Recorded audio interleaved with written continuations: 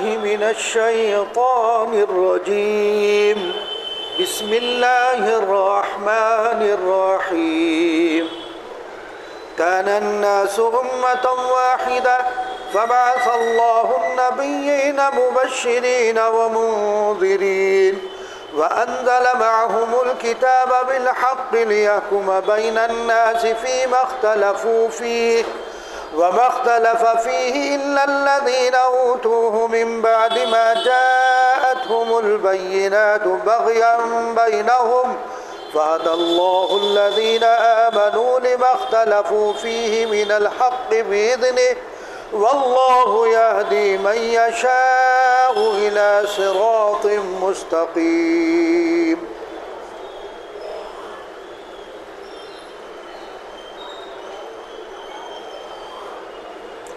سب آدمی ایک ہی طریق پہ تھے. پھر اللہ تعالیٰ نے پیغمبروں کو بھیجا جو خوشخبری سناتے تھے اور ڈراتے تھے، اور ان کے ساتھ کتابیں بھی بھیجی ٹھیک طور پر، اس غرض سے کہ اللہ تعالیٰ لوگوں میں ان کے امور اختلافیہ میں فیصلہ فرما دے میں. اور اس کتاب میں اختلاف کسی نے نہیں کیا مگر صرف ان لوگوں نے جن کو اولاً وہ کتاب ملی تھی، بعد اس کے ان کے پاس دلائل واضحہ پہنچ چکے تھے. باہمی زدہ زدی کی وجہ سے پھر اللہ تعالیٰ نے ایمان والوں کو وہ امر حق جس میں اختلاف کیا کرتے تھے بفضلہ تعالیٰ بتلا دیا.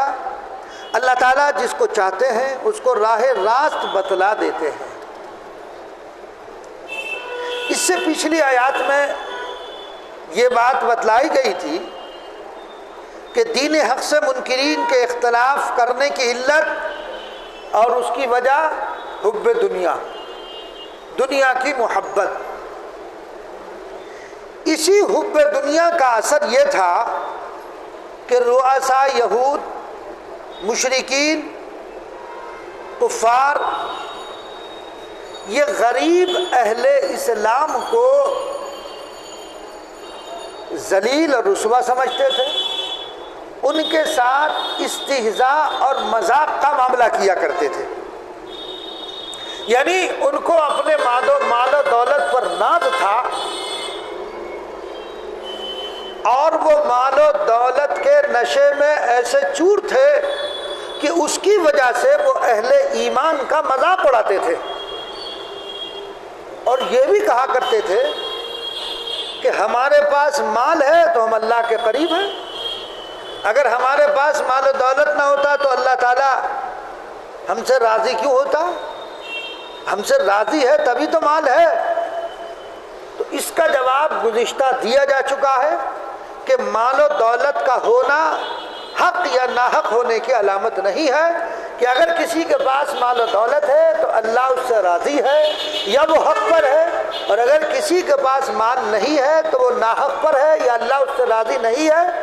یہ ایسی بات نہیں ہے، یہ اس بات کی دلیل نہیں ہے. گزشتہ میں اس کو بیان کیا جا چکا ہے.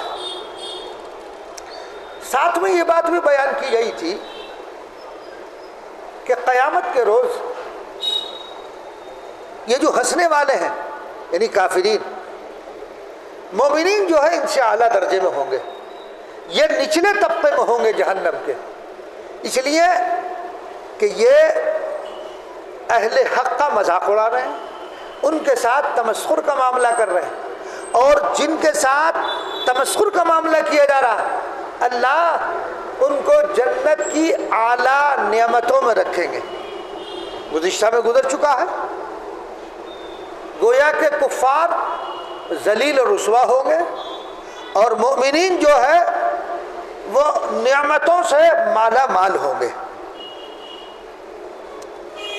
اسی مضمون کی تائید میں یہ جو آیات اس وقت تلاوت کی گئی ہیں، ان آیات میں بتلایا جاتا ہے کہ یہ حب دنیا کا مرض کچھ انہی یہود اور نصارہ میں نہیں ہے خاص طور پر، یا کفار مکہ کے ساتھ خاص نہیں، بلکہ یہ قصہ ایک مدت دراز سے چلا آ رہا ہے. یہ آج کا نہیں ہے، یہ پہلے سے ہی. اللہ تبارک و تعالی دین حق کی حقانیت اس کو واضح فرماتے رہے ہیں اور اس کی حقانیت کے روشن دلائل دیے جا چکے ہیں۔ چنانچہ اللہ تبارک و تعالی نے فرمایا کان الناس امۃ واحدہ، سب لوگ ایک ہی امت تھے۔ کیا مطلب امت واحدہ کا؟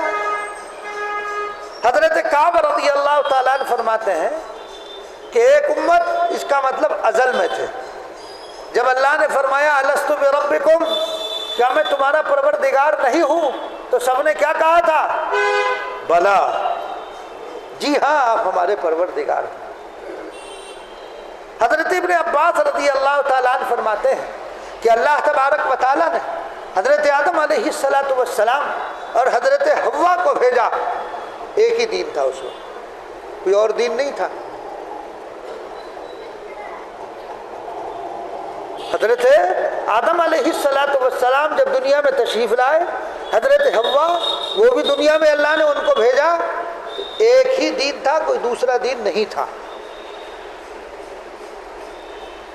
اسی کو بیان کیا گیا کان الناس امۃ واحدہ، ایک ہی ملت تھی، ایک ہی دین حق تھا۔ یہ کب تک رہا؟ بعض مفسرین نے لکھا کہ حضرت آدم علیہ السلام سے لے کر حضرت ادریس علیہ السلام تک، یعنی 1000 سال سے تقریباً زائد کا عرصہ ہے۔ اور یہ بھی فرمایا گیا کہ یہ سلسلہ حضرت نوح علیہ السلام تک رہا۔ حضرت نوح علیہ السلام جب تشریف لائے، اور وہ واقعہ آپ کو بیان کیا جا چکا، پہلے بھی سنا اور آگے بھی آئے گا، کہ نوح علیہ السلام کے دور میں جب سیلاب آیا اور جو مومن تھے وہ آپ کی کشتی میں سوار ہو گئے، تو دنیا میں وہی مومن تھے جو آپ کی کشتی میں تھے، باقی اور نہیں تھے۔ ایک طویل عرصہ سب سے پہلے اللہ تبارک و تعالیٰ نے رسول بنا کر کس کو بھیجا؟ آدم علیہ السلام۔ آپ کی نسل بڑھتی رہی اور اسی دین پر جو دین آدم علیہ السلام کو دیا تھا، اسی دین حق پر سب رہے۔ تو حضرت نوح علیہ السلام کے دور تک یہ سلسلہ رہا۔ پھر بعد میں اختلاف پیدا ہو گیا، پھر بعد میں اختلافی شکل پیدا ہو گئی، اور گویا کہ دو مذہب بن گئے، دو جماعتیں بن گئی، ایک ایمان کے نام پر، دوسرے کفر کے نام پر، جس کو یہاں بیان کیا جا رہا ہے۔ تو جب امت واحدہ تھے تو ظاہر بات ہے کہ جب سب لوگ دین حق پر تھے تو انبیاء کی ضرورت نہیں تھی۔ لیکن جب وہ دین حق میں اختلاف پیدا ہوا اور انتشاری شکلیں بنی اور لوگ ضلالت و گمراہی میں مبتلا ہوئے، تب اللہ تبارک و تعالیٰ نے اپنے پیغمبروں کو بھیجا ان کی ہدایت اور ان کی رہنمائی کے لیے۔ چنانچہ فرمایا کان الناس امۃ واحدہ، تھے سب لوگ ایک ہی امت۔ فبعث اللہ النبیین مبشرین و منذرین، پھر اللہ تبارک و تعالیٰ نے پیغمبروں کو بھیجا جو خوشخبری سنانے والے اور ڈرانے والے، جو بشارت دینے والے اور ڈرانے والے تھے۔ یعنی اللہ تبارک و تعالیٰ نے انبیاء علیہ السلام کو کب بھیجا؟ جب اختلاف کی شکلیں بڑھی تب بھیجا اللہ تبارک و تعالیٰ نے، اس سے پہلے نہیں بھیجا۔ وہی سب سے پہلے آدم علیہ السلام ہم سب کے ماں باپ ہیں، ہم سب کے باپ ہیں، وہ ابو البشر ہے، انسانیت کے باپ۔ تو یہ نسل انسانی جو چلی ہے وہ کس سے چلی؟ آدم علیہ السلام۔ آدم سے پہلے کوئی اس روئے زمین پر انسان نہیں تھا، سب سے پہلے انسان آدم علیہ السلام۔ تو اللہ تبارک و تعالیٰ نے آدم علیہ السلام کو ان کی بیوی حضرت حوا کے ساتھ دنیا میں بھیجا۔ جو اولاد ہوتی گئی ان کو دین حق کی تعلیم فرماتے رہے، وہ ان کی تعلیم پر عمل کرتے رہے۔ ایک مدت اسی حالت میں گزر گئی، پھر اختلاف طبائع سے اغراض میں اختلاف پیدا ہونا شروع ہوا، حتیٰ کہ ایک عرصے کے بعد اعمال و عقائد میں بگاڑ پیدا ہو گیا، اختلاف کی نوبت آ گئی۔ پھر اس اختلاف کو رفع کرنے کے لیے اللہ تبارک و تعالیٰ نے مختلف پیغمبروں کو بھیجا۔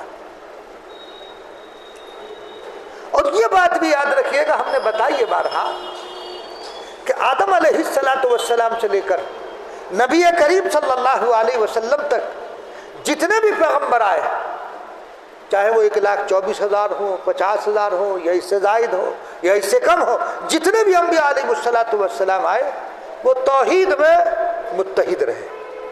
سب نے توحید کی دعوت دی ہے، ایک اللہ کی، کہ اللہ ایک ہے، قل هو اللہ احد، آپ کہہ دیجئے اللہ ایک ہے۔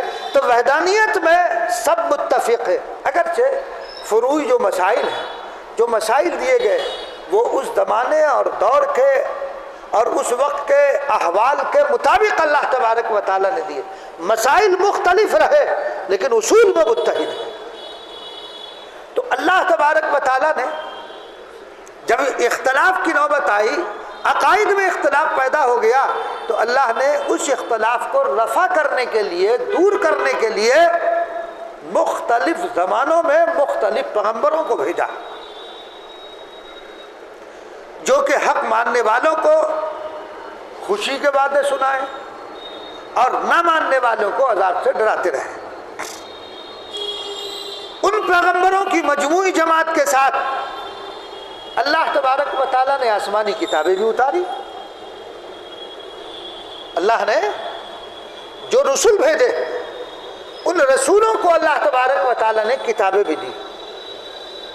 کتاب کس لیے دی؟ کہ وہ اللہ تبارک و تعالیٰ کی طرف سے اس میں جو رہنمائیاں موجود ہیں اس کے مطابق لوگوں کو تعلیم دیں۔ اور اس بات کا سمجھنا آج کے دور میں کوئی مشکل نہیں ہے۔ آپ نے دیکھا ہوگا کہ کوئی بھی کمپنی کوئی بڑی مشین بناتی ہے تو آپ نے دیکھا ہوگا اس مشین کے ساتھ ایک کتاب ہوتی ہے جس میں اس مشین سے متعلق معلومات ہوتی ہے کہ اس مشین کو کیسے چلانا ہے، کیا طریقہ کار ہے۔ بسا اوقات جو بڑی بڑی مشینیں ہوتی ہیں، آپ جرمن اور جاپان سے مشین خرید رہے ہیں تو وہاں سے باقاعدہ اسپیشل آدمی آتا ہے۔ کیوں آیا؟ وہ آپ کو اس مشین کو چلانے کا طریقہ بتائے گا۔ وہ خرچہ سب کمپنی اٹھاتی ہے، وہ آپ کو اس کو چلانے کا طریقہ بتا کر جائے گا کہ اس مشین کو کیسے چلایا جائے گا۔ وہ جو گائیڈ کتاب آپ کے اس مشینری کے ساتھ موجود ہے، بھئی آپ ایک چھوٹا سا موبائل خرید لیں، اس کے ساتھ کتاب بھی آتی ہے نا، ڈبے میں کتاب بھی ہوتی ہے، اس میں اس کے فنکشن ہوتے ہیں، کیا کیا فنکشن ہے، کیسے کیسے اس کو چلایا جائے گا۔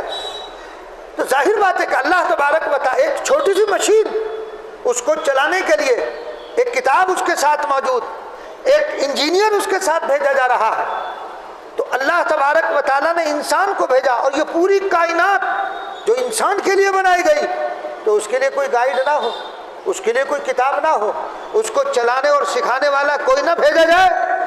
جب ایک مشین کے پرزوں کو چلانے کے لیے کتاب کی ضرورت ہے، انسان کی ضرورت ہے اس پورے نظام کو چلانے کے لیے، اور اللہ تبارک و تعالیٰ نے اس نظام کو انسان کے لیے بنایا، اور انسان، یہ انسان کی جو باڈی ہے، اس کو چلانے کے لیے کسی کتاب کی ضرورت نہ ہو، کسی انسان کی ضرورت نہ ہو، تو اللہ تبارک و تعالیٰ نے کتاب بھی بھیجی، اور اللہ نے نبیوں کو بھیجا کہ تاکہ وہ صحیح ہدایت کریں، لوگوں کو صحیح راستے پر ڈالیں اور ان کو صحیح طور پر گائیڈ کیا جائے۔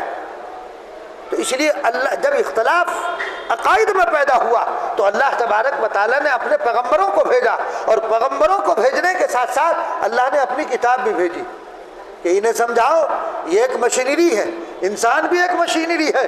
اللہ نے انسان کو ایک ایسی مشینری بنایا کہ پوری کائنات اس انسان کے اندر سمودی ہو۔ اگر آپ اس انسانی ڈھانچے پر غور کریں تو غور کرنے کے بعد انسان، آپ یہ دیکھ لیجئے، کوئی آنکھ کا ڈاکٹر ہے، آنکھ کا اسپیشلسٹ ہے، آنکھ کے بارے میں آپ اس سے پوچھئے کہ کتنے اس کے اندر پردے ہیں اور کتنی اس کے اندر نسیں ہیں اور کتنی بڑی بڑی نسیں ہیں اور آنکھ کا کام کیا ہے، اندھیرے میں کس طرح کام کرتی۔ یعنی یہ وہ چیزیں ہیں نے تحقیق کر لی، ریسرچ کیا، معلومات ہو گئی. بہت سی چیزیں ایسی ہیں ابھی معلوم ہی نہیں. یعنی جن چیزوں پر ریسرچ نہیں ہوئی ہے، تحقیقات نہیں ہوئی تو معلوم نہیں ہوئی. جن چیزوں پر ریسرچ ہو گئی وہ معلوم ہو گئی. اللہ نے اس ڈھانچے میں اسے جسم انسانی میں کیا کیا چیزیں رکھی ہیں، یہ بھی ایک پوری کائنات ہے. تو اس کائنات کو چلانے کے لیے کوئی گائیڈ نہ ہو، اس کائنات کو چلانے کے لیے کسی انسان کی رہنمائی نہ ہو، یقیناً رہنمائی کی ضرورت ہے. تو یہ جو عقائد میں اختلاف پیدا ہوا تو اللہ تبارک و تعالیٰ نے پیغمبروں کو بھیجا، اور پیغمبروں کو بھیجنے کے ساتھ ساتھ خداوند قدوس نے آسمانی کتاب بھی بھیجی. چونکہ جن امور میں اختلاف ہو رہا ہے، جن امور میں اختلاف ہو رہا وہ حل کہاں سے ہوں گے؟ بھائی آپ نے دیکھا کہ یہ مشینری ہے، یہ سمجھ میں نہیں آ رہا کہ یہ پارٹس کہاں لگنا تھا اور اس کو چلایا کیسے جائے، تو آپ کتاب کھولیں گے، ڈکشنری کھولیں گے، وہ جو کتاب اس کے ساتھ کہا اس کو پڑھیں گے. ہاں بھائی یہ اس طرح. تو ایسے انبیاء بتاتے ہیں کہ انسان کے جسم کے جو پارٹس ہیں اور انسان کا جو جسم پارٹسوں کا مجموعہ ہے، اس کو کیسے چلایا جائے گا، اس کو راہ ہدایت پر کس طرح سے چلنا ہے اور کیسی راہ ہدایت حاصل کرے گا. تو اللہ نے نبیوں کو بھی بھیجا اور کتابوں کو بھی بھیجا. ورنہ اگر انسانی عقلوں پر چھوڑ دے، اللہ کو اس بات پر قدرت ہے کہ آسمان سے کتاب کو اتار دیا جاتا، لوگ پڑھتے عمل کرتے. انبیاء کو کیوں بھیجا؟ بھیجنے کی کیا ضرورت تھی؟ اس لیے بھیجا، اس لیے کہ نبی جو ہوتا ہے صحیح بات نبی بتا سکتا ہے، اللہ کی مرضیات کو نبی ہی بتا سکتا، کوئی اور نہیں بتا سکتا. بھائی جو پارٹس تیار کر رہا ہے، جو مشینری کو بنا رہا ہے، وہی تو اس سے واقف ہے. آپ اور ہم تھوڑی بتا دیں گے. تو جس نے اس پارٹس کو تیار کیا اس کو زیادہ واقفیت ہے. وہ واقفیت جب اس کو زیادہ ہے تو وہی واقفیت آپ کو دے گا. تو اس جسم انسانی کو بنانے والا اللہ، اور جب جسم انسانی کو بنانے والا اللہ ہے تو وہ زیادہ واقف ہے. ظاہر بات ہے اس نے اپنے منتخب بندوں کو بھیجا کہ یہ میرے بندے ہیں، ان کو اسی طرح گائیڈ کرنا ہے، ایسے چلانا ہے. اللہ نے وہ کتاب دے دی قانون کی، دستور کی، کہ ان دستور کے مطابق لوگوں کی رہنمائی کرو، ہدایت کرو. تو وہ اللہ کی ہدایت کے مطابق لوگوں کی رہنمائی کرتا ہے. تو اللہ تبارک و تعالیٰ نے کتابیں بھی نازل فرما دی، پیغمبروں کو بھی بھیج دیا. تو اللہ تعالیٰ ان رسول اور کتب کے ذریعے سے اختلاف کرنے والے لوگوں میں ان کے مذہبی امور اختلافیہ میں فیصلہ فرما دے. کیونکہ رسول اور کتب امر باقی میں فیصلہ کون کر سکتا ہے؟ یہی کر سکتے ہیں، یہی دو ذریعے، اس کے علاوہ کوئی اور فیصلہ نہیں کر سکتا. اللہ تبارک و تعالیٰ نے انبیاء کو بھیجا تو صحیح فیصلہ یہی کریں گے. جو کتابیں دی گئی ہیں وہ اس کتابوں کے اندر موجود ہے، یہی کر سکتے ہیں. اللہ تبارک و تعالیٰ نے جو بھی پیغمبر آیا، جو بھی رسول جس کو بنا کر بھیجا، ان پیغمبروں کے ساتھ اللہ نے ایک کتاب دی. اس کتاب کو قبول کرتے رہے اور اس پر عمل کرتے رہے. تو جو لوگ اس کو مانتے رہے، اس کو تسلیم کرتے رہے، اس پر عمل کرتے رہے، وہ کامیابی کی زندگی گزارتے رہے. اور کامیاب دنیا میں بھی اللہ تبارک و تعالیٰ نے انہیں کامیابی دی، اور آخرت میں تو انشاءاللہ کامیابی ملے گی ہی. لیکن جن لوگوں نے اس میں اختلاف ڈالا اور اختلاف پیدا کرنا شروع کیا، وہ کون لوگ تھے؟ وہ وہی لوگ تھے جن کو اللہ نے کتاب دی تھی. اختلاف بھی انہی لوگوں نے ڈالا جس کو قرآن مجید میں اللہ تبارک و تعالیٰ خود بیان فرما رہے ہیں. تو کیا فرمایا؟ وَأَنزَلَ مَعَهُمُ الْكِتَابَ بِالْحَقِّ لِيَحْكُمَ بَيْنَ النَّاسِ فِيمَا اخْتَلَفُوا فِيهِ. ان کے ساتھ کتاب اتاری اللہ تبارک و تعالیٰ نے. اس کتاب میں حق کے ساتھ صحیح طور پر اس کی غرض کیا؟ اس غرض سے اللہ تبارک و تعالیٰ نے وہ کتابیں بھیجی اور انبیاء کو بھیجا. اللہ تعالیٰ لوگوں میں ان کے امور اختلافیہ میں فیصلہ فرما دیں. کتابیں کیوں بھیجی؟ انبیاء کو کیوں بھیجا؟ کہ جس چیز میں وہ جھگڑا کر رہے ہیں، جس چیز میں وہ اختلاف کر رہے ہیں، اس میں فیصلہ کر دیا جائے. یہ حق ہے، یہ باطل ہے، بات ختم ہو گئی.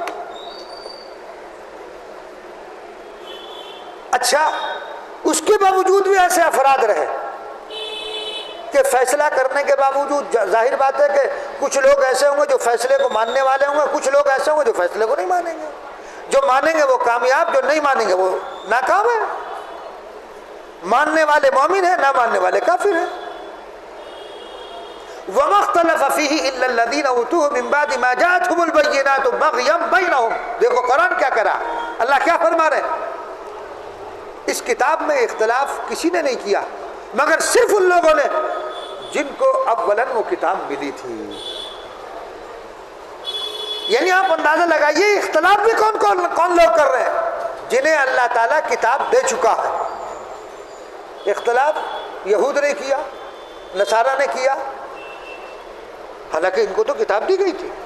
بھئی موسیٰ علیہ السلام کو توریت ملی، قوم نے مانا، کچھ نے مانا، کچھ نے نہیں مانا، انکار کر دیا۔ تو ان کے پاس تو کتاب ہے، کتاب کے باوجود ہی اختلاف کر رہے ہیں۔ عیسیٰ علیہ السلام کو اللہ نے کتاب دی، عیسیٰ علیہ السلام کو رسول بنا کر بھیجا گیا لوگوں کی ہدایت اور رہنمائی کے لیے، اللہ نے کتاب بھی دی، تو کتاب دی، اس کتاب کے باوجود اختلاف کر رہے ہیں۔ تو اختلاف کرنے والے کون ہیں؟ إِلَّا الَّذِينَ أُوتُوهُ مِن بَعْدِ مَا جَاءَتْهُمُ الْبَيِّنَاتُ بَغْيًا بَيْنَهُمْ۔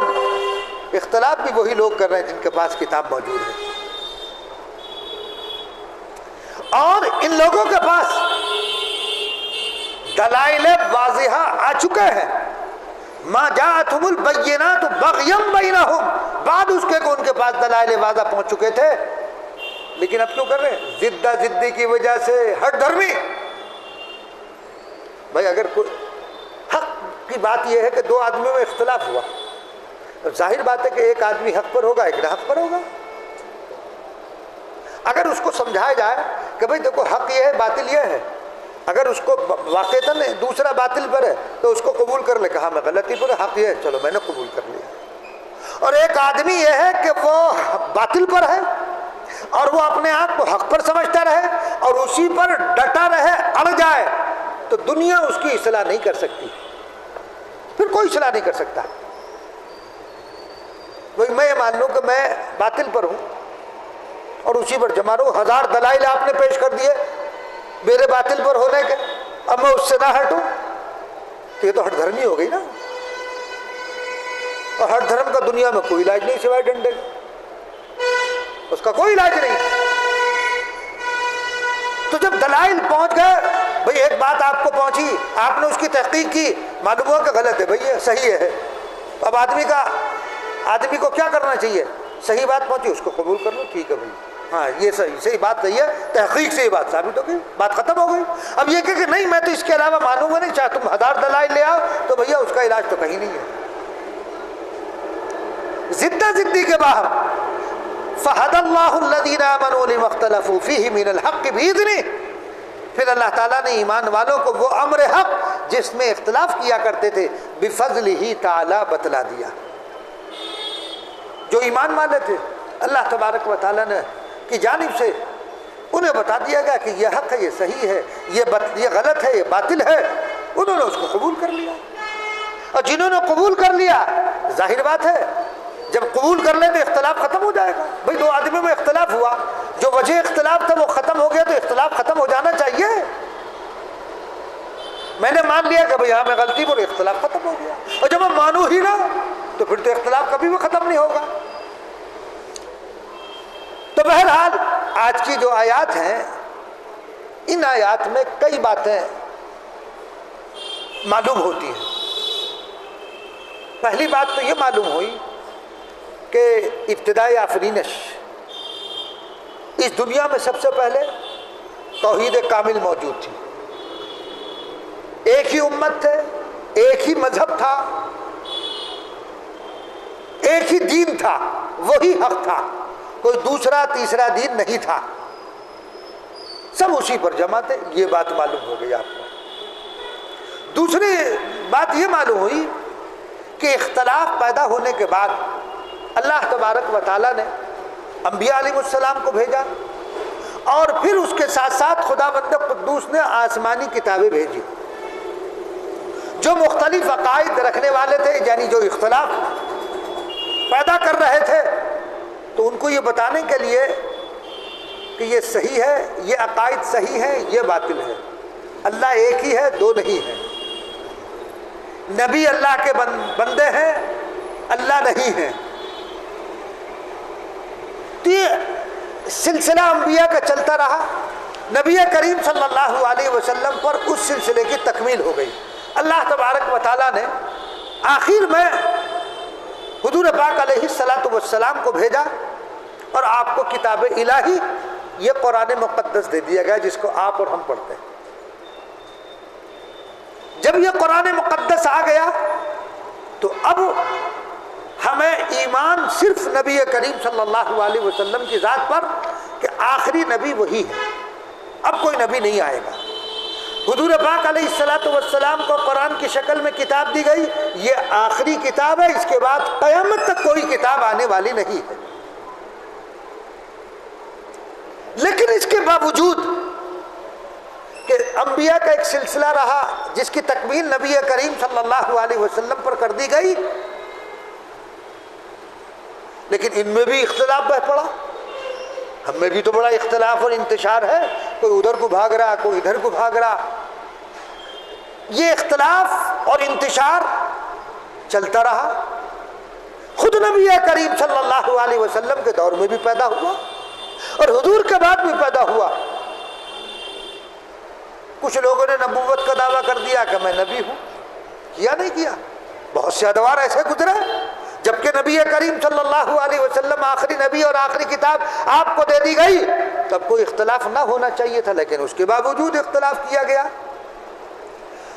تو اس اختلاف اور اس کا حل بھی اللہ کے رسول صلی اللہ علیہ وسلم نے فرما دیا۔ بھئی اب یہ ہوگا نا کہ کوئی کسی مسئلے میں اختلاف کر رہا، کوئی کسی مسئلے میں اختلاف کر رہا، اب ہم کس کو مانیں؟ اس کا بھی رسول اللہ صلی اللہ علیہ وسلم نے حل فرما دیا۔ چنانچہ مشکات شریف میں ایک روایت موجود ہے، حضرت ارباز بن ساریہ رضی اللہ تعالیٰ عنہ سے روایت ہے، جس میں نبی کریم صلی اللہ علیہ وسلم نے ارشاد فرمایا، کیا فرمایا؟ جو شخص میرے بعد زندہ رہے گا وہ عنقریب شدید اختلاف دیکھے گا۔ دیکھو حضور پہلے ہی فرما رہے ہیں، حضور نے پیشین گوئی پہلے فرما دی، میرے بعد جو زندہ رہے گا وہ کیا دیکھے گا؟ عنقریب شدید اختلافات دیکھے گا۔ تو بس تمہیں چاہیے کہ میرے طریقے پر، میرے خلفائے راشدین کے طریقے کو اختیار کرو، اسی پر بھروسہ کرو اور اس کو دانتوں کے ساتھ مضبوطی سے پکڑ لو، نئی باتوں سے بچو۔ تو دیکھو نبی کریم صلی اللہ علیہ وسلم نے اس کا بھی حل بیان فرما دیا کہ اختلاف ہوں گے، لیکن ایسے اختلافات کی صورت میں ہمیں کیا کرنا چاہیے؟ تو آپ نے کیا فرمایا؟ ما انا علیہ واصحابی، جس راہ پر میں ہوں اور جس راہ پر میرے خلفائے راشدین ہوں گے اسی راہ کو تم اختیار کر لینا، وہی کامیابی کی راہ۔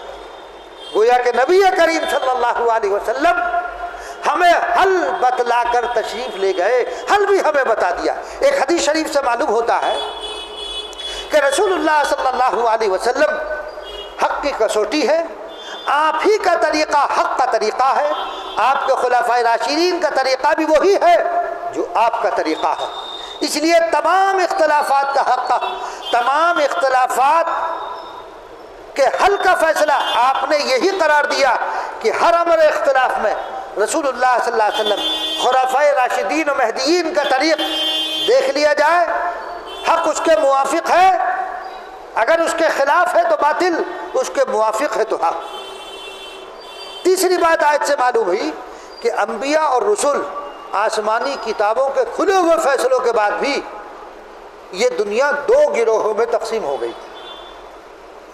لوگوں نے انبیاء اور رسول اور آسمانی کتاب کے فیصلوں کو دل سے قبول اور تسلیم کیا۔ ایک گروہ تو وہ ہے، وہ کون ہے؟ وہ مومنین ہیں جنہوں نے اس کو مان لیا، اپنا عقیدہ اسی کے مطابق رکھا جس کے مطابق انبیاء نے ہدایات دی، اور آخر میں جناب محمد الرسول اللہ صلی اللہ علیہ وسلم نے بتلایا، ہم نے اس کو مان لیا، اس کو تسلیم کر لیا، وہ مومن ہیں۔ اور جنہوں نے انکار کر دیا، جنہوں نے انبیاء کی تعلیمات میں اشتباہ کیا، شبہ جن کو ہوا یا التباس شک کیا، ان کی بات کو نہ سمجھا یا ان کی بات کو غلط سمجھا، تو وہ کیا ہوا؟ جو حقیقت پر مبنی تھی اس کو غلط سمجھا، وہ مومن نہیں رہے، وہ کافر ہو گئے۔ تو دو گروہ ہو گئے، ایک مومن ایک کافر۔ مومن جو ماننے والے، جو ایمان لانے والے، آپ صلی اللہ علیہ وسلم نے جو ہدایت ہمیں دی ہم نے اس پر آمنا صدقنا کہا، مومن۔ اور جنہوں نے اس میں اختلاف کیا اور ہٹ دھرمی پر قائم رہے اور وہ اس ہٹ دھرمی کو چھوڑنے کے لیے تیار نہیں، تو وہ ظاہر بات ہے کہ وہ راہ راست سے ہٹے ہوئے ہیں، وہ مومن نہیں ہے، وہ کافر ہے۔ چوتھی بات آیت سے یہ معلوم ہوئی کہ ہدایت محض اللہ تبارک و تعالیٰ کے لطف و کرم اور عنایت سے ملتی ہے۔ ہدایت کسی کے اختیار میں نہیں ہے، میں آپ کو ہدایت دے دوں، آپ مجھے ہدایت دے دیں، نہیں۔ یہ ہدایت کس کے اختیار میں ہے؟ یہ ہدایت صرف اور صرف اللہ تبارک و تعالیٰ کے اختیار میں ہے۔ وہی مالک و مختار ہے، جس کو چاہیں جس طرح چاہیں جس راستے پر ڈال دے، اور جس کو نہ چاہے دنیا اس کو چاہے تو کچھ نہیں ہو سکتا۔ لیکن اللہ کی عادت اور سنت یہی ہے کہ حق کی ہدایت سے اسی کو سرفراز فرماتے ہیں جو شخص دنیا پر فریفتہ نہ ہو، دنیا کی زیب و زینت نے اس کو اپنا گرویدہ اور شیدائی نہ بنا لیا ہو، کیونکہ جن کے دل دنیا کی محبت میں گرفتار ہو چکے ہیں وہ کبھی حق کو قبول نہیں کرتے۔ آپ دیکھ لیجئے، اگر بہن اپنا حق مانگنے کے لیے آ جائے، دینے کے لیے تیار نہیں ہوگا، باہر بھگا دیں گے کہ اچھا اب آئیے مانگنے کے لیے۔ تو گویا کہ اس حق بات کو وہ قبول نہیں کر رہا، لیکن حب دنیا نہیں ہوگی تو وہ آدمی یقیناً قبول کرے گا، کہے گا کتنا حق ہے تیرا، کیا بنتا، حساب لگا اور یہ پکڑ اپنا حصہ۔ تو جو ماننے والے ہیں ایسا نہیں ہے، تو جو ماننے والے ہیں اور جن کے دل میں دنیا کی محبت نہیں ہے یا جو دنیا کی محبت میں گرفتار نہیں ہے، وہ حق کو قبول کرنے میں پلک بھر بھی غفلت نہیں برتتے ہیں، وہ فوراً حق کو قبول کر لیتے ہیں۔ تو بہرحال جو لوگ جن کے دلوں میں دنیا کی محبت نہیں ہے، دنیا کی محبت میں گرفتار نہیں، وہ انبیاء کی باتوں کو، وہ رسولوں کی باتوں کو، وہ کتابوں کی باتوں کو ایک دم قبول کر لیتے ہیں۔